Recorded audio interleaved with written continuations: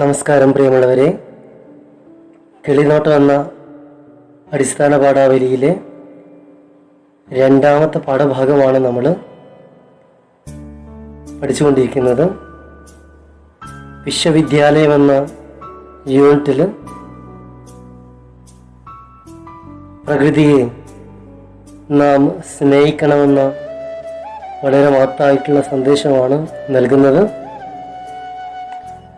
വൃക്ഷത്തെ സ്നേഹിച്ച ബാലൻ എന്ന കഥ നൽകുന്ന സന്ദേശം നിങ്ങളെല്ലാവരും മനസ്സിലാക്കിയിട്ടുണ്ടാവും. കഥയിൽ ബാലചന്ദ്രന് വൃക്ഷത്തെ സഹോദര തുല്യം സ്നേഹിക്കുന്നുണ്ട്. എല്ലാ മരങ്ങളും നമുക്ക് ഒരു തരത്തിൽ അല്ലെങ്കിൽ മറ്റൊരു തരത്തിൽ ഉപകാരം ചെയ്യുന്നുണ്ട്. ശുദ്ധവായുവും ആഹാരവും നൽകിക്കൊണ്ട് മരങ്ങൾ ഈ പ്രകൃതിയിലെ ഒഴിവാക്കാനാവാത്ത ഒരു ഘടകമായി നിലകൊള്ളുകയാണ്.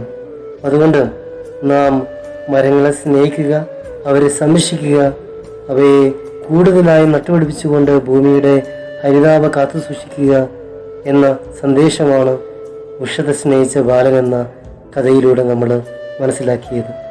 പിന്നീട് കിളിനോട്ടം എന്ന പാഠഭാഗത്തിൽ ഒരു കൊച്ചു കിളിക്കൂടിനെ സംരക്ഷിക്കുന്ന നിഷ്കളങ്കയായിട്ടുള്ള ഒരു കൂട്ടുകാരിയുടെ കഥയാണ് ഒരു കത്തിൻ്റെ രൂപത്തിൽ സുഗതകുമാരി ടീച്ചർ അവതരിപ്പിക്കുന്നത് അല്ലേ. വായിക്കുമ്പോൾ അന്ന് സുഗതകുമാരി ടീച്ചർ അനുഭവിച്ച അതേ അനുഭവം നമുക്ക് അനുഭവിക്കാൻ കഴിയുന്നുണ്ട്. അതേ ഹൃദയവികാരങ്ങൾ ആ കത്ത് വായിക്കുമ്പോൾ നമുക്കുണ്ടാകുന്നുണ്ട് അല്ലേ. അപ്പോൾ ശരിക്കും സുഗതകുമാരിയുടെ കിളിക്കൂട് ഒരു സ്നേഹത്തിൻ്റെ കൂട് തന്നെയാണ്. ബാലചന്ദ്രന് ഇലവു മരത്തെ സ്വന്തം സഹോദരൻ എന്ന പോലെ സ്നേഹിച്ചു. കിളിക്കൂടിനെ സ്നേഹിച്ച സുഗതകുമാരി അവയെ കാത്തു സംരക്ഷിച്ചു. ആ കൊച്ചു ബുൾബുൾ കുടുംബം അവളെ വളരെ വലിയ പാഠം പഠിപ്പിച്ചു. അച്ഛനമ്മമാരുടെ സംരക്ഷണയിലാണ് കൊച്ചു കുട്ടികൾക്ക് എപ്പോഴും സമാധാനമുള്ളത്.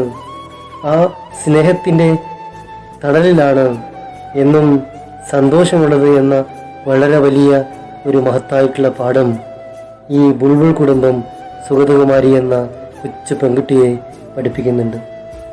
അതുകൊണ്ട് തന്നെയാണ് അവൾ വളർന്നു വലുതാകുമ്പോൾ പ്രകൃതിയിലുള്ള എല്ലാ ജീവജാലങ്ങളെയും സംരക്ഷിക്കുന്നതിന് വേണ്ടി ഇറങ്ങിത്തിരിച്ചത്.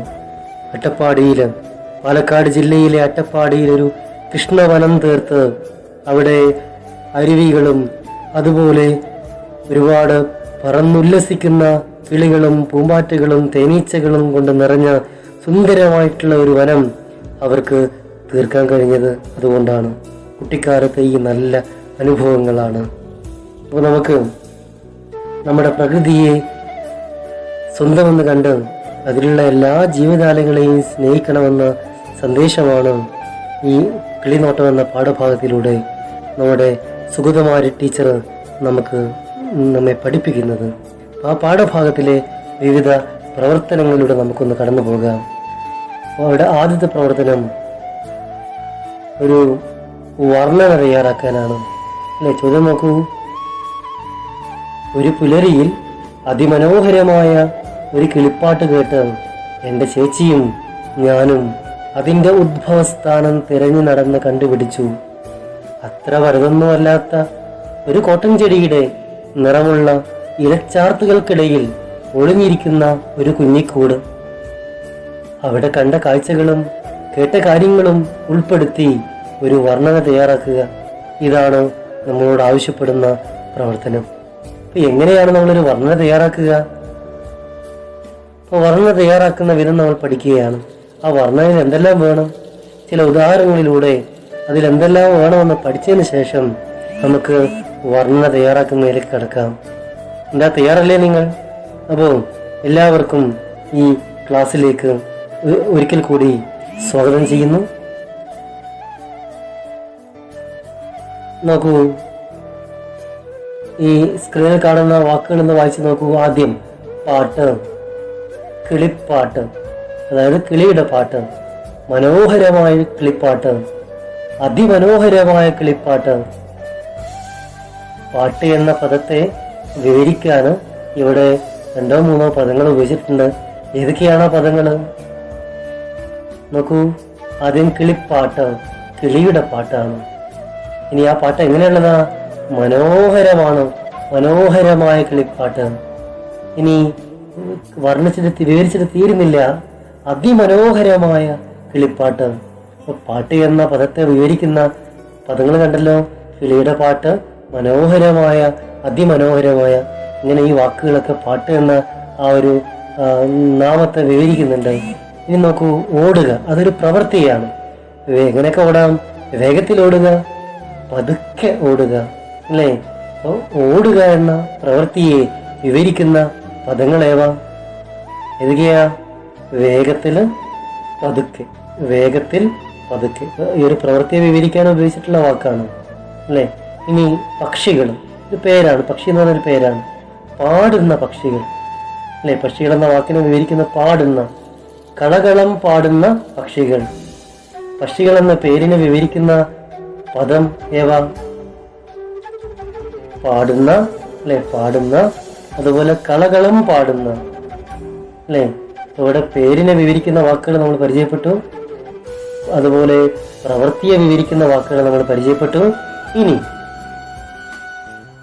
ഇങ്ങനെ വിവരിക്കുന്ന വാക്കുകൾ നമ്മളൊരു പ്രത്യേക പേരിലാണ് അറിയപ്പെടുക. എന്താ അറിയപ്പെടുക? വിശേഷണങ്ങൾ എന്നാണ്. വായിച്ചു നോക്കൂ, ഓരോ പേരിനെയും പ്രവൃത്തിയെയും വിവരിക്കുന്ന പദങ്ങളാണ് വിശേഷണങ്ങൾ. ഇപ്പം നിങ്ങൾ നോട്ടിൽ ഇത് എഴുതി വെക്കുക. ഓരോ പേരിനെയും പ്രവൃത്തിയെയും വിവരിക്കുന്ന പദങ്ങളാണ്, വാക്കുകളാണ് വിശേഷണങ്ങൾ. നമ്മുടെ ഈ പാഠഭാഗത്തിൽ വന്നിട്ടുള്ള ചില വിശേഷണങ്ങൾ നോക്കൂ. വേഗത്തിൽ, പതുക്കെ, മധുരമായി, മനോഹരമായ, കരകവിഞ്ഞൊഴുകുന്ന, സ്നേഹമുള്ള, വിശാലമായ ഒക്കെ വിശേഷണങ്ങളാണ്. അപ്പോൾ നമ്മുടെ ഒന്നാമത്തെ പ്രവർത്തനം 1, പാഠഭാഗത്ത് ഉപയോഗിച്ചിട്ടുള്ള വിശേഷണങ്ങൾ കണ്ടെത്തുക. അപ്പോൾ നിങ്ങൾ ഈ പ്രവർത്തനം 1 നോട്ടിൽ എഴുതി വെക്കുക. നമ്മുടെ പാഠഭാഗം ഒരിക്കൽ കൂടി വായിച്ച് ഒന്നുകൂടി സുഗതകുമാരി ടീച്ചറുടെ ആ കുട്ടിയായിരിക്കുമ്പോഴുള്ള അനുഭവകാലത്തിലേക്ക് ഒരിക്കൽ കൂടി തിരിച്ചു പോവുക. എന്നിട്ട് ഓരോ പേരിൻ്റെയും പ്രവൃത്തിയുടെയും മുമ്പിൽ കാണുന്ന ഇതുപോലെ വിവരിക്കുന്ന വിശേഷണങ്ങൾ കണ്ടെത്തുക. ഓക്കെ, നിങ്ങൾ ചെയ്യുമല്ലോ. ഇതാണ് നമ്മുടെ ഒന്നാമത്തെ പ്രവർത്തനം. നമ്മൾ വർണ്ണന എങ്ങനെ ചെയ്യുമെന്ന് പഠിക്കുന്നതിന് വേണ്ടിയിട്ടാണ് ഈ പ്രവർത്തനത്തിലേക്ക് വന്നത്. അപ്പോൾ വർണ്ണനയിൽ വിശേഷണങ്ങൾ ഒഴിച്ചുകൂടാനാവാത്തതാണ്. ഇത്തരത്തിലുള്ള വിശേഷണങ്ങൾ നമ്മൾ വർണ്ണനയോ അല്ലെങ്കിൽ വർണ്ണിക്കുകയോ കുറിപ്പുകൾ തയ്യാറാക്കുകയോ അല്ലെങ്കിൽ ഒരു ഉപന്യാസം എഴുതുകയോ പ്രസംഗം എഴുതുകയോ ഒക്കെ കഥ എഴുതുകയൊക്കെ ചെയ്യുമ്പോൾ ഇതുപോലുള്ള വർണ്ണനകൾ, വിശേഷണങ്ങൾ അത്യാവശ്യമുള്ള കാര്യമാണ്. അത് നമുക്ക് വായിക്കുമ്പോൾ വായനാ സുഖം നൽകും. അതുപോലെ കേൾവിക്കാരന് ഒരു കേൾവി സുഖം നൽകുന്നുണ്ട്, ഒരു താളം നൽകുന്നുണ്ട്. ശരി, ഇനി നമുക്ക് വർണ്ണനയിൽ വേറെ എന്തെല്ലാം കാര്യങ്ങളാണ് വേണ്ടതെന്ന് നോക്കാം. നോക്കൂ, പാഠഭാഗത്തിലെ വിശേഷണങ്ങളൊന്ന് നോക്കുക. നിങ്ങൾക്ക് ഒരു സൂചനയാണ്.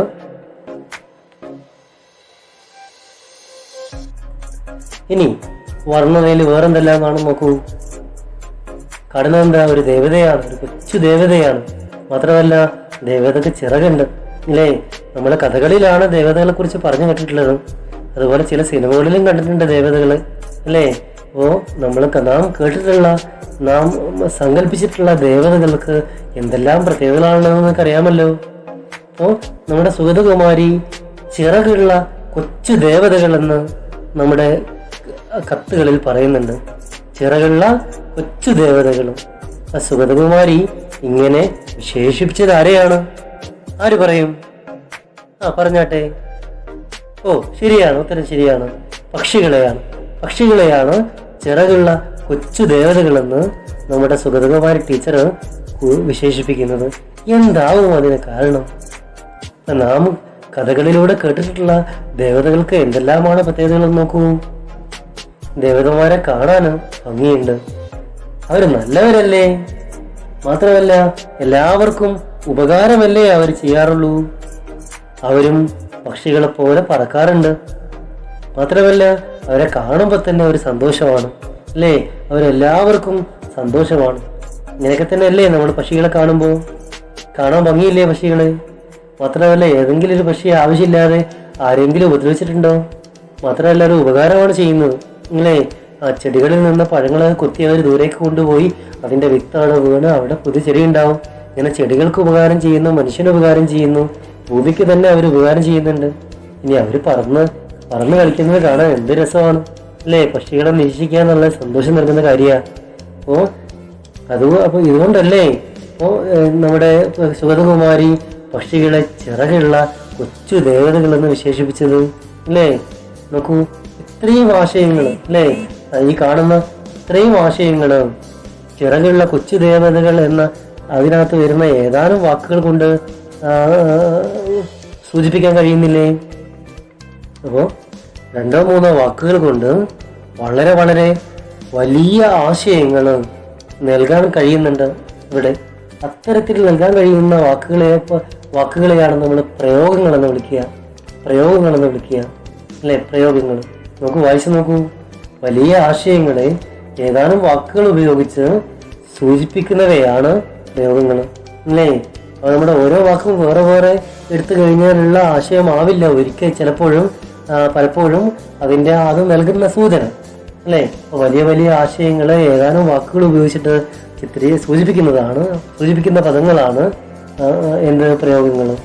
ഇനി ചില വാക്കുകൾ ആവർത്തിച്ച് നമ്മൾ പറയാറുണ്ട് അല്ലേ. ഇപ്പോൾ ചാടി, പറന്ന്, നടന്ന്, ഓടി, ചിരിച്ച് അല്ലേ, ഇങ്ങനെയൊക്കെ പറയുന്ന അങ്ങനെ ആവർത്തിക്കുന്ന പദങ്ങളില്ലേ, അത് വായിക്കുമ്പോൾ ഒരു സുഖമുണ്ട്, കേൾക്കാനും സുഖമുണ്ട്. അപ്പോൾ വായനക്ക് താളഭംഗി നൽകുന്നുണ്ട്. ഇങ്ങനെ ആവർത്തിക്കുന്ന വായനാസുഖം നൽകുന്ന വാക്കുകളെയും നമ്മൾ പ്രയോഗങ്ങളെന്നാണ് വിളിക്കുക. നോക്കൂ, നമ്മൾ കേരള പാഠാവലിയിൽ മലയാള നാട് ജയിച്ചാലും എന്ന കവിതയിൽ അവിടെ പരിചയപ്പെട്ടിട്ടുള്ള ഒരു പ്രയോഗമാണ് ഫലിതത്തിൻ തൈലം അല്ലേ. ആ തൈലം നമ്മുടെ ശരീരത്തിലെ വേദനകൾ മാറ്റാനുള്ളതാണ്. അപ്പോൾ ഫലിതത്തിൻ തൈലം എന്ന് പറഞ്ഞാലോ, ഫലിതം മനസ്സിനുണ്ടാകുന്ന വേദനകളെ ശമിപ്പിക്കുന്നതാണ് അല്ലേ. അപ്പോൾ മനസ്സിനുണ്ടാകുന്ന പ്രയാസങ്ങളെ കുറച്ച് ഫലിതങ്ങൾ കേട്ടാൽ കുറെ നേരത്തേക്കെങ്കിലും നമ്മെ മറന്ന് നമ്മൾ സന്തോഷമുള്ള സംതൃപ്തിയുള്ള ഒരു അവസ്ഥയിലേക്ക് എത്തുമല്ലോ അല്ലേ. ഒരു വലിയ ആശയത്തെ 2 വാക്കുകൾ ഉപയോഗിച്ചുകൊണ്ട് സൂചിപ്പിച്ചതുണ്ടോ. അതുപോലെ തൊഴുകൈ പൂമട്ട്, ഈ ആശയം നമ്മൾ നേരത്തെ പഠിച്ചിട്ടുള്ളതാണല്ലോ, ഓർക്കുന്നില്ലേ? ഇനി നോക്കൂ, നമ്മൾ ഈ പാഠഭാഗത്തിൽ വന്നിട്ടുള്ള ചില പ്രയോഗങ്ങൾ പതുങ്ങി ഉണ്ടോ, ആവർത്തിച്ച് താളം നൽകുന്ന പദമാണ്, ഇത് പ്രയോഗമാണ്. അതുപോലെ പരീക്ഷച്ചൂട്, പരീക്ഷയാവുമ്പോൾ പഠിച്ചവർക്കൊക്കെ ടെൻഷനാണ്, ഞാൻ പഠിച്ചതൊക്കെ എഴുതാൻ കഴിയുമോ അല്ലേ, ഓർമ്മയുണ്ടാവുമോ, ഞാൻ ജയിക്കുമോ അല്ലേ, അങ്ങനെയൊക്കെ ടെൻഷനൊക്കെ ചിലപ്പോൾ ഉണ്ടാവാറുണ്ട്. അപ്പൊ പരീക്ഷാക്കാലത്ത് നാം അനുഭവിക്കുന്ന ആ ഒരു വേവലാതിയെ ഇവിടെ സുഗതകുമാരി ടീച്ചർ ആ ഒരു വലിയ ആശയത്തെ, ആ ഒരു വലിയ സംഭവത്തെ അല്ലേ 2 വാക്കുകൾ ഉപയോഗിച്ചിട്ടാണ് സുഗതകുമാരി ടീച്ചർ ഇവിടെ സൂചിപ്പിക്കുന്നത്. പരീക്ഷച്ചൂട് അല്ലേ. ഇനി ആദ്യത്തെ ലഹളക്കാരൻ, ഇത് മറ്റൊരു പ്രയോഗമാണ് അല്ലേ. പക്ഷികൾ രാവിലെ എഴുന്നേൽക്കുമ്പോൾ കലവില കൂടാറുണ്ട്, കലവില ശബ്ദം ഉണ്ടാക്കാറുണ്ട് അല്ലേ. ആ ഒരു ശബ്ദ മുഖരിതമായിട്ടുള്ള അന്തരീക്ഷത്തെ ഒന്ന് ചിത്രീകരിക്കാനാണ് ഇവിടെ ആദ്യത്തെ ലഹളക്കാരൻ എന്ന പ്രയോഗം കൊണ്ട് സുഗതകുമാരി ടീച്ചർ ഉദ്ദേശിക്കുന്നത്. നോക്കൂ, ഇങ്ങനെ വളരെ വലിയ ആശയങ്ങൾ നൽകുന്ന ഏതാനും വാക്കുകളാണ് പ്രയോഗങ്ങൾ. അവ നല്ല താളവും ഭംഗിയൊക്കെ നമ്മുടെ കഥാഭാഗത്തിന് അല്ലെങ്കിൽ കവിതാഭാഗത്തിന് അല്ലെങ്കിൽ കുറിപ്പിന് വർണ്ണനക്കൊക്കെ നൽകും കേട്ടോ. അപ്പോൾ വർണ്ണനയിൽ ഇതുപോലെയുള്ള പ്രയോഗങ്ങൾ നമുക്ക് പ്രയോഗിക്കാം അല്ലേ. ഇങ്ങനെ പ്രയോഗങ്ങളൊക്കെ പരിചയപ്പെടണമെങ്കിൽ നമ്മൾ ധാരാളം വായിക്കണം, അപ്പോഴേ പുതിയ പ്രയോഗങ്ങൾ പരിചയപ്പെടാവും. പക്ഷെ ഓരോ എഴുത്തുകാരനും അയാളുടേതായിട്ടുള്ള രീതിയിലുള്ള പ്രയോഗങ്ങൾ ഉണ്ടാക്കുകയാണ്, അല്ലാതെ ഇന്ന കാര്യങ്ങളൊക്കെ പ്രയോഗങ്ങളാണോ എന്ന് പറഞ്ഞിട്ടൊന്നും ചിലർക്ക് അങ്ങനെയൊന്നും നിലവിലില്ല, അത് ഉണ്ടാക്കുന്നതാണ്. ഇതുപോലെ നമുക്കും ചില പ്രയോഗങ്ങളൊക്കെ ഉണ്ടാക്കാം, പക്ഷെ അതിന് പിന്നിലൊരു വലിയ ആശയം വരണമെന്ന് മാത്രം. ഇനി നമുക്ക് അടുത്ത കാര്യത്തിലേക്ക് പോകാം. ഇനി വർണ്ണനയിൽ ഒരു കുറിപ്പ് തയ്യാറാക്കുമ്പോൾ അല്ലെങ്കിൽ വർണ്ണന തയ്യാറാക്കുമ്പോൾ എന്തെല്ലാം വേണം നോക്കാം. നമുക്കത് വായിച്ച് നോക്കൂ. നമ്മുടെ ആ കത്തിൽ നിന്നുള്ളൊരു ഭാഗമാണ് അല്ലേ. അങ്ങ് കോട്ടൺ ചെടിയുടെ ഇലച്ചാർത്തുകൾക്കിടയിൽ ഒരു ചെറിയ കൂട് കണ്ടു. ആ കൂട്ടിനുള്ളില് രണ്ട് കിളികള്, ബുൾബുൾ പക്ഷികള് വന്ന് നോക്കുന്നത് ഈ സുഗതകുമാരിയും അവരുടെ ചേച്ചിയും കണ്ടെത്തി. അങ്ങനെ എന്നും ആ കൂട്ടിനുള്ളിൽ നോക്കൽ പതിവായി. ഒരു ദിവസം കണ്ട കാഴ്ച എന്താ? പഞ്ഞിയും നാരുകളും കൊണ്ട് ഭംഗിയിൽ പടിഞ്ഞ ആ കൂട്ടിനുള്ളില് രണ്ട് മുട്ടകൾ. ഇവിടെ നോക്കൂ, മുട്ടകളൊരു പേരാണ്, അവയെ വിശേഷിപ്പിക്കുകയാണ്. രണ്ട് മുട്ടകള്, ഭംഗിയിൽ പണിഞ്ഞ കൂട്ടിനുള്ളിൽ രണ്ട് മുട്ടകള്, നാരുകൾ കൊണ്ട്, പഞ്ഞിയും നാരുകളും കൊണ്ട് ഭംഗിയിൽ പണിഞ്ഞ ആ കൂട്ടിനുള്ളിൽ രണ്ട് മുട്ടകൾ. ഇതൊക്കെ വിശേഷണങ്ങളാണ് കേട്ടോ. അപ്പൊ ഈ ഒരു കാര്യം അവരുടെ ആ സുഗതകുമാരി ടീച്ചറുടെ മനസ്സിൽ വല്ലാതെ പതിഞ്ഞില്ലേ? അവർക്ക് അത്ഭുതം ഉണ്ടാക്കിയില്ലേ? അവർ കഥത്തോടെ ഇങ്ങനെ നോക്കിക്കൊണ്ടിരിക്കുകയാണ്. അവർ രണ്ട് കിളികളെ മാത്രമേ പ്രതീക്ഷയുള്ളൂ. പെട്ടെന്നൊന്നും മുട്ടയിടുന്നൊന്നും പ്രതീക്ഷയില്ല. പക്ഷേ അവർ പ്രതീക്ഷയ്ക്ക് വിപരീതമായിട്ട് കൂട്ടില് നല്ല മനോഹരമായിട്ടുള്ള മുട്ടകൾ അവർ കണ്ടപ്പോൾ അവർക്ക് അത്ഭുതമായി. ഈ അത്ഭുതം ഉണ്ടാവുക എന്ന് പറയുമ്പോൾ നമ്മുടെ മനസ്സിനെ സ്പർശിക്കുന്ന കാര്യമാണ്. ഇനി നോക്കൂ, അങ്ങനെ അച്ഛൻ കിളിയും അമ്മക്കിളിയും ആ കുഞ്ഞു കിളികളുടെ കുഞ്ഞു ചുണ്ടുകളിൽ, അല്ലെ കുഞ്ഞു ചുണ്ട് വിശേഷണമാണ്, അവര് ഇങ്ങനെ കുഞ്ഞു ചുണ്ടില് തീറ്റ കുറച്ചു കൊടുക്കുന്നത് ആഹ്ലാദത്തോടെ കണ്ടു തന്നു. ഈ ആഹ്ലാദവും മനസ്സിലാണല്ലോ ഉണ്ടാകുന്നത്. മനസ്സിനെ സ്പർശിക്കുന്ന കാര്യമല്ലേ ഈ ആഹ്ലാദം. ഇനി നോക്കൂ, അങ്ങനെ കുറെ കാലം കഴിഞ്ഞപ്പോൾ ആ കിളികളൊക്കെ പറക്കാൻ അവർ പഠിപ്പിച്ചു. ആ പറക്കുന്ന കാഴ്ച വളരെ രസകരമായിരുന്നു. ആ പറക്കുന്നത് കണ്ടപ്പോൾ ഒരു സന്തോഷമായി. ഈ സന്തോഷവും മനസ്സിനെ സ്പർശിക്കുന്ന കാര്യമല്ലേ. കുറെ നാൾ കഴിഞ്ഞപ്പോൾ ആ കിളികളും കുഞ്ഞുങ്ങളും കൂട് ഉപേക്ഷിച്ചു പോയി. ഒഴിഞ്ഞ കൂട് കണ്ടപ്പോൾ അവർക്ക് സങ്കടമായില്ലേ? ഈ സങ്കടപ്പെടുത്തുന്ന കാര്യവും മനസ്സിനെ സ്പർശിക്കുന്നതല്ലേ. നാം ഒരു വർണ്ണന എഴുതുമ്പോൾ, ഒരു കഥ എഴുതുമ്പോഴും കവിത എഴുതുമ്പോഴൊക്കെ ഇതുപോലെ നമ്മളെ മനസ്സിൽ സ്പർശിച്ച കാര്യങ്ങൾ പറയണ്ടേ? എന്തൊക്കെയാ അതിൽ വരിക? അത്ഭുതമാവാം, സങ്കടമാവാം, ദേഷ്യമാവാം, ആഹ്ലാദമാകാം, വിഷമാവാം. ഇങ്ങനെയൊക്കെ വന്നു കഴിഞ്ഞാൽ അത് ആ വർണ്ണന വായിക്കുന്ന ആളുടെ മനസ്സിലേക്ക് അതെത്തും. അയാൾക്കത് കണ്ട ഒരു അനുഭവമാണ്, അത് അനുഭവിച്ചിട്ടുള്ളൊരു അനുഭവം അയാൾക്ക് ഉണ്ടാവുക. അത് വായനാസുഖവും കേൾവി സുഖവും നൽകും, അല്ലെ? ആ രചന ഭംഗിയുള്ളതായി തീരും. ശരി, അപ്പോൾ വർണ്ണന ഈ കാര്യം കൂടി വേണം. ഇനി നോക്കൂ, വായിച്ചു നോക്കൂ ഈ കുറിപ്പ്. പുലരിയിൽ നിങ്ങളെ വരവേൽക്കുന്നവരാരൊക്കെയാണ്? പ്രഭാതത്തെ അഴകുള്ളതാക്കുന്ന പക്ഷികളെ കുറിച്ച് എത്ര പറഞ്ഞാലും മതിവരില്ല. പൂങ്കുലവാലുള്ള കിളികളെ കാണുന്നത് തന്നെ മനോഹരമായ കാഴ്ചയാണ്. ഭംഗിയിൽ പീലി വിടർത്തിയാടുന്ന മയിലുകളുടെ നൃത്തം ആരെയും ആകർഷിക്കുന്നതാണ്. കുറിപ്പ് നിങ്ങൾ കേട്ടല്ലോ. നമുക്ക് പുലരിയിൽ, അടുത്ത വരിയിൽ പ്രഭാതത്തെ, രണ്ടിന്റെയും അർത്ഥം ഒന്ന് തന്നെയാണ്. എന്തുകൊണ്ടാണ് ഇവിടെ പുലരിയിൽ നിന്ന് രണ്ടാമത്തെ വരിയിൽ വീണ്ടും ആവർത്തിക്കാത്തത്? ഒരേ വാക്ക് തന്നെ വീണ്ടും ഉപയോഗിക്കേണ്ടി വരുമ്പോൾ അതേ വാക്ക് ആവർത്തിക്കുന്നതാണോ, അതോ സമാന അർത്ഥമുള്ള വേറൊരു വാക്ക് ഉപയോഗിക്കുന്നതാണോ കൂടുതൽ രസകരം? നോക്കൂ, ഇവിടെ പക്ഷികളെ കുറിച്ച്, പിന്നെ ഇവിടെ കിളികളെ കുറിച്ച് പറയുന്നുണ്ട്, അല്ലെ? പക്ഷി എന്ന വാക്ക് ഇവിടെ ഉപയോഗിച്ചാൽ മതിയായിരുന്നില്ലേ?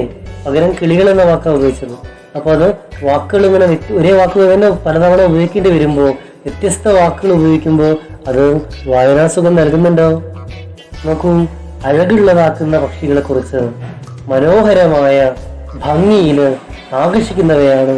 ഇവയെല്ലാം ഏകദേശം ഒരേ അർത്ഥം വരുന്നവയാണ്, അല്ലേ? അപ്പൊ മനോഹരമായ, ഭംഗിയുള്ള, ആകർഷകമായ, അഴകുള്ള, ഏകദേശം ഒരേ ആശയമാണല്ലോ സൂചിപ്പിക്കുന്നത്. ഇങ്ങനെ ഒരേ കാര്യം തന്നെ പലതവണ ആവർത്തിക്കേണ്ടി വരികയാണെങ്കിൽ അതേ വാക്ക് തന്നെ ഉപയോഗിക്കുന്നതിന് പകരം വൈവിധ്യമാർന്ന വ്യത്യസ്തതയുള്ള വാക്കുകൾ ഉപയോഗിച്ചാൽ ആ കുറിപ്പും വർണ്ണനയൊക്കെ വായിക്കുന്ന ആൾക്കും കേൾക്കുന്ന ആൾക്കൊക്കെ ഭംഗിയുള്ളതായി തോന്നില്ലേ? അപ്പോൾ ഒരു കുറിപ്പില് അല്ലെങ്കിൽ ഒരു വർണ്ണനയില് ഒരേ വാക്ക് ഉപയോഗിക്കുന്നതിന് പകരം വൈവിധ്യമാർന്ന അല്ലെങ്കിൽ സമാനമായിട്ടുള്ള പദങ്ങൾ ഉപയോഗിച്ചു കഴിഞ്ഞാൽ അത് കൂടുതൽ ആ രചന ഭംഗിയുള്ളതായി മാറില്ലേ? ഇനി നോക്കൂ, പദച്ചേരുവകൾ നമുക്ക് പരിചയപ്പെടാം. പൂക്കുലവാൽ, പൂഞ്ചിറക്, മധുരം, ഇലച്ചാർത്ത്, പറക്കമുറ്റിയ, കളനാദം, കളഗാനം, കുട്ടിക്കാലം, സൗഭാഗ്യം, അല്ലേ? രണ്ടോ മൂന്നോ വാക്കുകൾ ചേർന്നുണ്ടായിട്ടുള്ള പദക്കൂട്ടങ്ങളാണ് ഇവ. ഇവ കേൾക്കുമ്പോഴും വായിക്കുമ്പോഴൊക്കെ ഒരു പ്രത്യേക സുഖമില്ലേ? താളവും ഭംഗിയും ഇല്ലേ? ഇത് രചനയെ കൂടുതൽ മാത്രമാക്കില്ലേ? ഇത്തരം മനോഹരമായിട്ടുള്ള പദച്ചേരുവകൾ വർണ്ണനയിൽ ഉൾപ്പെടുത്തിയാൽ അത് നന്നാവില്ലേ? ഇത്തരത്തിലുള്ള മനോഹരമായിട്ടുള്ള പദച്ചേരുവകൾ നമുക്കറിയണമെങ്കിൽ നാം ധാരാളം വായിക്കണം. അങ്ങനെ വായിച്ച് ഒരുപാട് പദക്കുകൾ പരിചയപ്പെട്ട് കഴിഞ്ഞാൽ നമുക്ക് തന്നെ സ്വന്തമായിട്ട് ഇത്തരത്തിലുള്ള പദക്കൂട്ടങ്ങൾ ഉണ്ടാക്കാവുന്നതാണ്. ശരി, ഇനി നമുക്ക്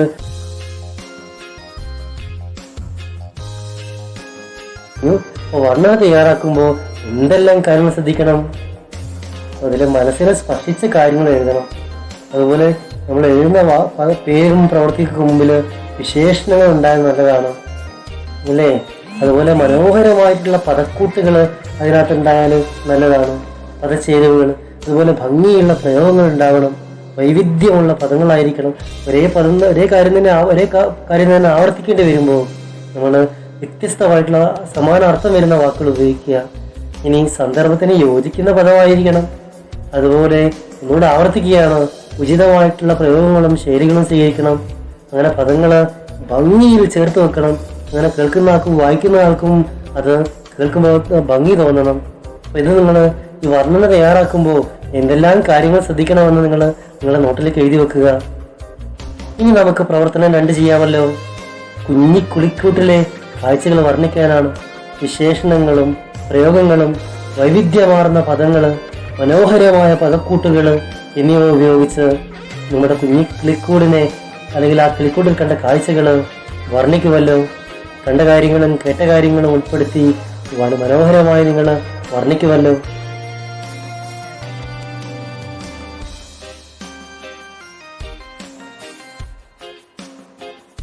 ഇനി വർണ്ണിക്കാൻ ഈ കാണുന്ന സൂചനകൾ നിങ്ങളെ സഹായിക്കും. കൂടെവിടെ, കൂടിന്റെ പ്രത്യേകത, കൂട്ടിലാരെല്ലാം, കൂട്ടിലെ കാഴ്ചകൾ പെൺകുട്ടികൾ നോക്കിയത് എങ്ങനെയാണ്? കൗതുകത്തോടെയാണോ അത്ഭുതത്തോടെയാണോ? കുട്ടിയിൽ കണ്ടതെന്താണ്? കിളികൾ കാവലിരുന്നത് എങ്ങനെയാണ്? തീറ്റ കൊടുക്കുന്നത് എങ്ങനെയാണ്? അത് കാണുമ്പോൾ കുട്ടികൾക്കുണ്ടായിട്ടുള്ള അനുഭവം എന്താണ്? അപകട ശബ്ദം പുറപ്പെടുവിക്കുന്നത് എങ്ങനെയാണ്? അതിനെക്കുറിച്ച് എങ്ങനെയാ പറഞ്ഞത്? പുലരിയിൽ കേട്ടതെന്താണ്? പറക്കാൻ കടുപ്പിക്കുന്ന കാഴ്ച എങ്ങനെയുള്ളതായിരുന്നു? അത് കാണുമ്പോൾ കുട്ടികൾക്കുണ്ടായിട്ടുള്ള അനുഭവം എന്താണ്? ആ സമയത്തെ അച്ഛൻ കിളിയുടെയും അമ്മക്കിളികളുടെയും അവസ്ഥ എങ്ങനെയാണ് വർണ്ണിക്കേണ്ടത്? കൂടഴിഞ്ഞപ്പോൾ പെൺകുട്ടികൾക്ക് സങ്കടമായോ? ഇത്രയും കാര്യങ്ങൾ ഉൾപ്പെടുത്തിക്കൊണ്ട് നിങ്ങൾ വർണ്ണന തയ്യാറാക്കുക. സംശയമുണ്ടെങ്കിൽ വിളിക്കുക. ഇനി നമുക്ക് പദപരിചയത്തിലേക്ക് പോകാം. ഇവ നിങ്ങളുടെ നോട്ടിലേക്ക് കുറിച്ച് വെക്കുക. ആണ്ട്, വർഷം എന്നാണ് അർത്ഥം.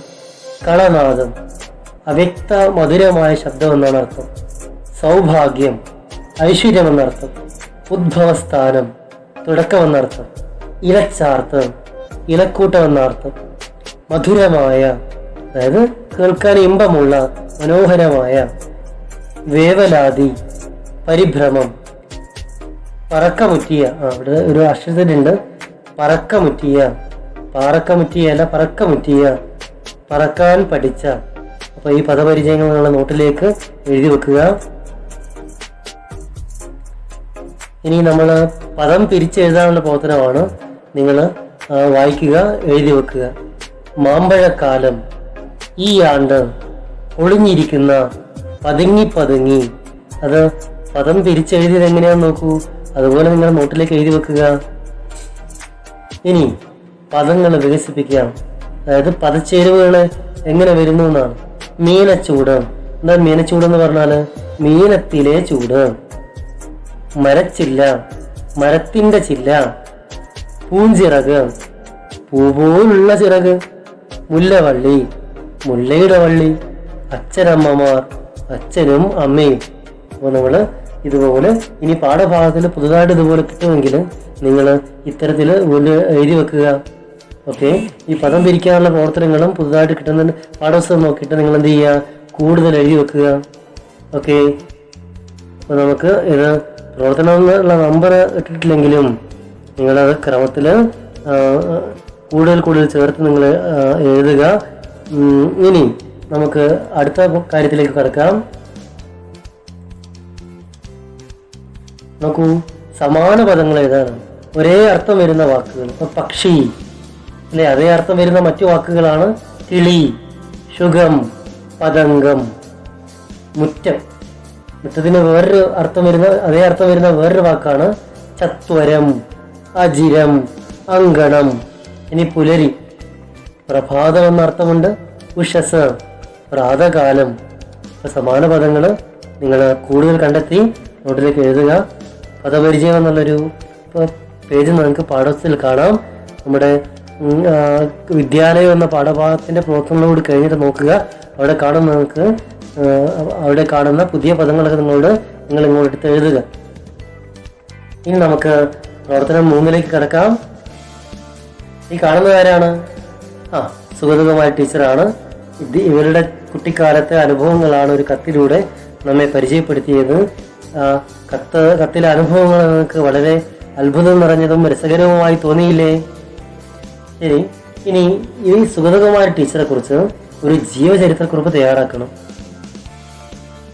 പ്രശസ്തമായിട്ടുള്ള കവയത്രിയാണ് അവര്, അധ്യാപികയാണ്, പരിസ്ഥിതി പ്രവർത്തകയാണ്. അങ്ങനെ സമൂഹത്തിന് ഉപകാരം ചെയ്യുന്ന ഒത്തിരി കാര്യങ്ങൾ ചെയ്തിട്ടുള്ള ഒരു മഹത് വ്യക്തിത്വമാണ് നമ്മുടെ സുഗതകുമാരി ടീച്ചർ. അവരെ കുറിച്ചുള്ള ജീവചരിത്രക്കുറിപ്പാണ് എഴുതേണ്ടത്. നേരത്തെ ചങ്ങമ്പുഴ രാമകൃഷ്ണപിള്ളയുടെയും അതുപോലെ കുഞ്ചൻ നമ്പ്യാരുടെയും ജീവചരിത്രക്കുറിപ്പുകൾ തയ്യാറാക്കാൻ പഠിച്ചത്, അവ എഴുതിയത് നിങ്ങൾ ഓർക്കുമല്ലോ. ജീവചരിത്രക്കുറിപ്പില് എന്തെല്ലാം വേണം? ഒരിക്കൽ കൂടി ഓർമ്മിക്കൂ. ജീവചരിത്രക്കുറിപ്പില് എന്തെല്ലാം ഉൾപ്പെടുത്തണം? ജനന സംബന്ധമായിട്ടുള്ള കാരണമാണ്. ഇനി ആള് മരണപ്പെട്ടിട്ടുണ്ടെങ്കിൽ മരണസംബന്ധമായിട്ടുള്ള കാര്യങ്ങൾ വേണം. നമ്മുടെ സുഗതകുമാരി ടീച്ചർ ഇപ്പോഴും ജീവിച്ചിരിപ്പുണ്ട്, ഇപ്പോഴും കർമ്മനിരതയാണ്. മാതാപിതാക്കളെ കുറിച്ച് വേണം, അതുപോലെ കുടുംബ ജീവിതത്തെക്കുറിച്ച് വേണം, അവരുടെ ബാല്യകാലത്തെക്കുറിച്ച്, വിദ്യാഭ്യാസത്തെക്കുറിച്ചൊക്കെ വേണം. ഇനി അവരുടെ പ്രവർത്തന മേഖല അല്ലെ, അവർ അധ്യാപികയായിരുന്നു, അതുപോലെ സാഹിത്യകാരിയാണ്, കവിയത്രിയാണ്, അതുപോലെ പരിസ്ഥിതി പ്രവർത്തകയാണ്, അതുപോലെ സാമൂഹിക പ്രവർത്തകയാണ്. ഇനി അവരെ നിരവധി സംഭാവനകൾ കേരളത്തിന് നൽകിയിട്ടുണ്ട്. ആ സംഭാവനകൾക്ക് അവർക്ക് നിരവധി അവാർഡുകളും കിട്ടിയിട്ടുണ്ട്. അപ്പോൾ അവർക്ക് കിട്ടിയിട്ടുള്ള അവാർഡുകളെ കുറിച്ച് വേണം, അതുപോലെ പ്രധാന കൃതികളെ കുറിച്ച് പറയണം. അവരെ സ്വാധീനിച്ചിട്ടുള്ള വ്യക്തികളുണ്ടെങ്കിൽ അവരെ കുറിച്ച് പറയണം. ഇപ്പോൾ സുഗതകുമാരി ഏറ്റവും കൂടുതൽ സ്വാധീനിച്ചിട്ടുള്ള വ്യക്തി അദ്ദേഹത്തിന്റെ അച്ഛനായിട്ടുള്ള ബോധേശ്വരൻ തന്നെയാവും. കാരണം അദ്ദേഹം ഒരു സാഹിത്യകാരനായിരുന്നു. അപ്പോൾ ഇനി നിങ്ങൾക്ക് ഈ ജീവചരിത്രക്കുറിപ്പ് തയ്യാറാക്കാൻ വിവരശേഖരണത്തിനായി ചില ഏതാനും വിവരങ്ങൾ ഇവിടെ കാണിക്കുകയാണ്. അവ വായിച്ചു നോക്കി. അവ യഥാർത്ഥ വാചകങ്ങളല്ല, അവ സൂചനകൾ മാത്രമാണ്. നിങ്ങൾ അവയെ നല്ല വാചകങ്ങളാക്കി നേരത്തെ പറഞ്ഞ വർണ്ണനകളും വിശേഷണങ്ങളൊക്കെ ചേർത്ത് നിങ്ങൾ എഴുതുക. അപ്പോൾ ഒന്ന് വായിച്ചു നോക്കൂ.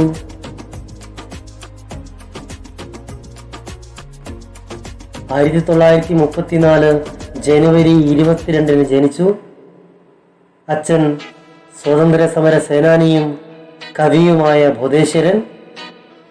കേരളത്തിൻ്റെ സാംസ്കാരിക ഗാനമായ ജയ ജയ കോമള കേരള ധരണി എന്ന ഗാനം എഴുതിയത് ബോധേശ്വരനാണ്. ചില വാചകങ്ങളൊന്നും പൂർണ്ണ വാചകങ്ങളല്ല, അവയെ നിങ്ങൾ പൂർണ്ണ വാചകങ്ങളാക്കി മാറ്റുക. ഇനി അവരുടെ വിദ്യാഭ്യാസ യോഗ്യതകളെ കുറിച്ച് പറയുകയാണ്. തത്വശാസ്ത്രത്തിൽ MA ബിരുദം, അതുപോലെ തിരുവനന്തപുരം ജവഹർ ബാലഭവന്റെ പ്രിൻസിപ്പളായിരുന്നു അവർ. കുട്ടികൾക്കുള്ള തളിര് മാസികയുടെ പത്രാധിപയാണ്. സംസ്ഥാന വനിതാ കമ്മീഷൻ അധ്യക്ഷ. ഈ സ്ഥാനങ്ങളൊക്കെ അവർ വഹിച്ചിട്ടുണ്ട്. അനാഥരായ സ്ത്രീകൾക്കും പെൺകുട്ടികൾക്കും അഭയമൊരുക്കുന്ന അഭയ് എന്നു പേര് ഒരു സ്ഥാപനം തിരുവനന്തപുരത്ത് സുഗതകുമാരിയുടെ നേതൃത്വത്തിൽ പ്രവർത്തിക്കുന്നുണ്ട്. ഇതൊക്കെ അവരുടെ പ്രവർത്തന മേഖലകളാണ്. ഇനി അവർക്ക് കിട്ടിയിട്ടുള്ള പുരസ്കാരം നോക്കൂ. കേരള സാഹിത്യ അക്കാദമി അവാർഡ് പാതിരാപ്പൂക്കൾ എന്ന കൃതിക്കാണ് ലഭിച്ചത്. അതുപോലെ ബാലസാഹിത്യത്തിനുള്ള സമഗ്ര പുരസ്കാരം ലഭിച്ചിട്ടുണ്ട്. പ്രകൃതി സംരക്ഷണങ്ങൾക്കുള്ള ഇന്ത്യ ഗവൺമെന്റിന്റെ ആദ്യത്തെ വൃക്ഷമിത്ര അവാർഡ് കിട്ടിയിട്ടുണ്ട്. കേരള സാഹിത്യ അക്കാദമി ഫെലോഷിപ്പ്, എഴുത്തച്ഛൻ പുരസ്കാരം, സരസ്വതി സമ്മാൻ, 2006 പത്മശ്രീ, ഇതെല്ലാം അവർക്ക് കിട്ടിയിട്ടുള്ള പുരസ്കാരങ്ങളും അവാർഡുകളുമാണ്. ഇനി അവരുടെ പ്രധാന കൃതികൾ: കവിത അമ്പലമണി, കുറിഞ്ഞിപ്പൂക്കൾ, രാത്രിമഴ, രാധയുടെ, ദേവദാസി, കൃഷ്ണ കവിതകൾ, മണലെഴുത്ത്, സുഗതകുമാരിയുടെ കവിതകൾ, സമ്പൂർണം, തുലാവർഷപ്പച്ച, കുടത്തിലെ കടൽ, പൂവഴി മരുവഴി, സഹ്യഹൃദയം. ഇനി ബാലസാഹിത്യം: വാഴത്തേൻ, ഒരു കുല പൂവും കൂടി, അയലത്ത് പറയുന്ന കഥകൾ. ഇനി ഉപന്യാസങ്ങൾ അവർ രചിച്ചിട്ടുണ്ട്. ഒരു വിഷയത്തെക്കുറിച്ച് സമഗ്രമായി പഠിച്ച് ഒരുപാട് കുറിപ്പുകളാണ് ഉപന്യാസങ്ങൾ. കാവ് തീണ്ടല്ലേ, മേഘം വന്ന് തൊട്ടപ്പോൾ, വാരിയല്, കാടിനുമുണ്ട് കാടിനു കാവൽ, ഉൾച്ചൂട്, ഇതൊക്കെ അവർ എഴുതിയിട്ടുള്ള ഉപന്യാസങ്ങളാണ്. അപ്പം നിരവധി കൃതികൾ അവർ നമ്മുടെ മലയാളത്തിന് സമ്മാനിച്ചിട്ടുണ്ട്. ഇനി സുഗതകുമാരി ടീച്ചറെ കുറിച്ച് നിങ്ങൾ നിങ്ങളുടേതായിട്ടുള്ള ഭാഷയിൽ നല്ലൊരു ജീവചരിത്ര കുറിപ്പ് തയ്യാറാക്കി അയച്ചു തരിക. പ്രവർത്തനം 4. ആ കൊച്ചു ബുൾബുൾ കുടുംബം എൻ്റെ കുട്ടിക്കാലത്തിന് എന്തൊരു സൗഭാഗ്യമായിരുന്നു എന്ന് ഇന്ന് ഞാൻ അറിയുന്നു. കവിയിത്രി അല്ലെ, കവിയിത്രി എന്ന വാക്ക് എന്ന് നോക്കുക അല്ലെ. അത് സ്ത്രീകൾ കവിത സ്ത്രീകളായിട്ടുള്ള കവികളെയാണ് നമ്മൾ കവിയിത്രി എന്ന് പറയുക. എഴുതുന്ന വാക്കുകളും ശ്രദ്ധിക്കണേ. അപ്പൊ കവിയിത്രി ഇങ്ങനെ ചിന്തിക്കാണ്. എന്തായിരിക്കും കാരണം എഴുതുക. ആ കൊച്ചു ബുൾബുൾ കുടുംബം എൻ്റെ കുട്ടിക്കാലത്തിന് എന്തൊരു സൗഭാഗ്യമായിരുന്നു. കുട്ടിക്കാലത്തെ ആ കൊച്ചു ബുൾബുൾ കുടുംബം, ആ സുന്ദരമായിട്ടുള്ള മുറ്റവും തോട്ടവും ഒന്നും ഇന്നില്ലേ? അതൊന്നും കാണാനുള്ള ഭാഗ്യം ഇപ്പോൾ അവർക്കില്ലേ? അവരുടെ കൊച്ചുമക്കൾക്കും കുട്ടികൾക്കൊന്നും ഇപ്പോൾ അതിനുള്ള ഭാഗ്യമില്ലേ? എന്താവും കവയിത്രി ഈ പ്രായത്തിൽ ഇങ്ങനെ ചിന്തിക്കാൻ കാരണം? ഇതാ ചില സൂചനകൾ. ഈ സൂചനകൾ വായിച്ചു നോക്കി നിങ്ങൾ ഈ ചോദ്യത്തിന് ഉത്തരം എഴുതുക.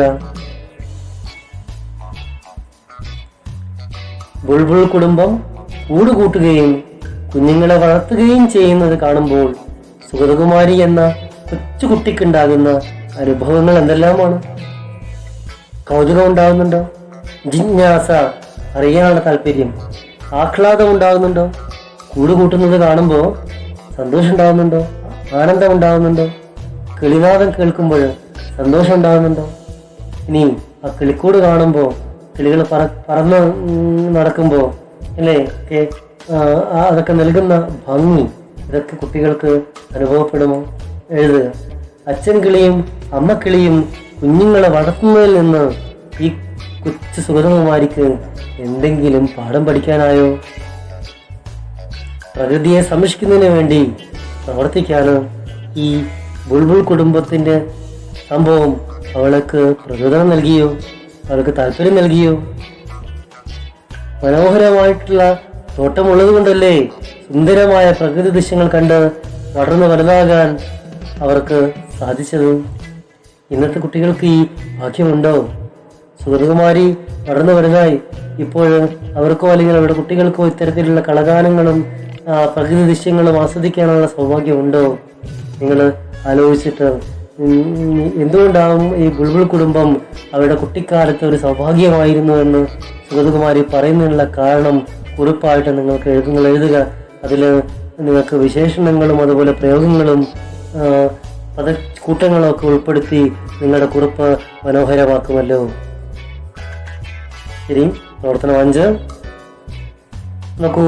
മാതൃക നോക്കി പൂരിപ്പിക്കുക അല്ലെ. പൂവൻകോഴി അതാണ് ആൺവിഭാഗമാണ് അല്ലെ. അതിന്റെ പെൺവിഭാഗം എന്താണ്? പിടക്കോഴി. പൂവൻകോഴി, പിടക്കോഴി. ഇങ്ങനെയെങ്കിൽ ബാക്കി 3 പൂർത്തിയാക്കൂ. അച്ചൻകിളി, ലഹളക്കാരൻ, പാട്ടുകാരൻ. ഇനി പാഠപുസ്തകത്തിൽ നിന്ന് ഇതുപോലെ എഴുതാവുന്ന കൂടുതൽ ഉദാഹരണം കണ്ടെത്തി നിങ്ങൾ പ്രവർത്തനം വിപുലപ്പെടുത്തൂ. ഇനി പ്രവർത്തനം 6ലേക്ക്. മാതൃക പോലെ നിങ്ങൾക്ക് ഈ പ്രവർത്തനം പൂർത്തിയായിക്കൂടെ? കുട്ടിക്കാലം, കുട്ടി അധികം കാലം, ഇങ്ങനെ തിരിച്ചെഴുതിക്കൂടെ? ഞെട്ടിപ്പോയി, തീർച്ചപ്പെടുത്തി, ഉറങ്ങിപ്പോയി. ഇനി പാഠഭാഗത്തിൽ ഇതുപോലെ ഓരോ ഉദാഹരണങ്ങൾ ഉണ്ടാവും. അതും ഇതുപോലെ എഴുതി നിങ്ങൾ ഈ പ്രവർത്തനം വിപുലപ്പെടുത്തുക. അപ്പോൾ അയച്ചു തരിക. ശരി, ഇനി അടുത്ത പ്രവർത്തനത്തിലേക്ക് കിടക്കാം. പ്രവർത്തനം 7. ആശ്ചര്യപൂർവ്വം പറയുന്ന വാക്കുകളാണ് ഇവിടെ കൊടുത്തിട്ടുള്ളത്. അവയെ സാധാരണ വാക്യമായിട്ട് എഴുതുക. എന്ത് രസമായിരുന്നു അവിടെ കളിച്ചു നടക്കാൻ, അല്ലേ? ഇത് ആശ്ചര്യത്തോടെ അത്ഭുതത്തോടെ പറയുന്നതാണ്. കാരണം അവസാനം നോക്കുമ്പോൾ ആശ്ചര്യചിഹ്നം കണ്ടാവും, അല്ലേ? അതിനൊരു സാധാരണ വാക്യമായിട്ട് എഴുതണം. ആ സാധാരണ വാക്യത്തിൽ ആശ്ചര്യം ഉണ്ടാവില്ല. നോക്കൂ, ആശ്ചര്യചിഹ്നം കൂടാതെ ഇതൊരു സാധാരണ വാക്യമാക്കി മാറ്റി എഴുതുക കണ്ടോ. അവിടെ കളിച്ചു നടക്കാൻ നല്ല രസമായിരുന്നു. ചെറിയൊരു മാറ്റം വരുത്തിയതാണ്. അവിടെ കളിച്ചു നടക്കാൻ നല്ല രസമായിരുന്നു, അല്ലേ? ഇവിടെ ഫുൾ സ്റ്റോപ്പ് മതി, ബിന്ദു മതി, പിന്നെ ചിഹ്നം വേറെ ആശ്ചര്യചിഹ്നമൊന്നും വേണ്ട. ഇതുപോലെ ഇനി താഴെ കൊടുത്തിട്ടുള്ള വാക്കുകളെ, വാചകങ്ങളെ, ആശ്ചര്യവാചകങ്ങളെ നിങ്ങൾ സാധാരണ വാക്യമാക്കി മാറ്റി എഴുതുമോ? ഈ മാതൃക പോലെ. എന്തു സുഖമായിരുന്നു പുഴയില് നീന്തി കുളിക്കാന്, എന്തു ഭംഗിയുണ്ട് ആ പൂവിനെ കാണാന്, എന്ത് സൗഭാഗ്യമായിരുന്നു ആ കൊച്ചു ബുൾബുൾ കുടുംബം, എന്ത് രസമായിരുന്നു കിളികൾ പറക്കാൻ പഠിക്കുന്ന കാഴ്ച. അപ്പോൾ ഈ 4 ആശ്ചര്യവാചകങ്ങൾ സാധാരണ വാചകങ്ങളാക്കി നിങ്ങൾ എഴുതുക. ഓക്കെ, പ്രവർത്തനങ്ങൾ ചെയ്ത് നിങ്ങൾ എനിക്ക് അയച്ചു തരിക. ഓക്കെ.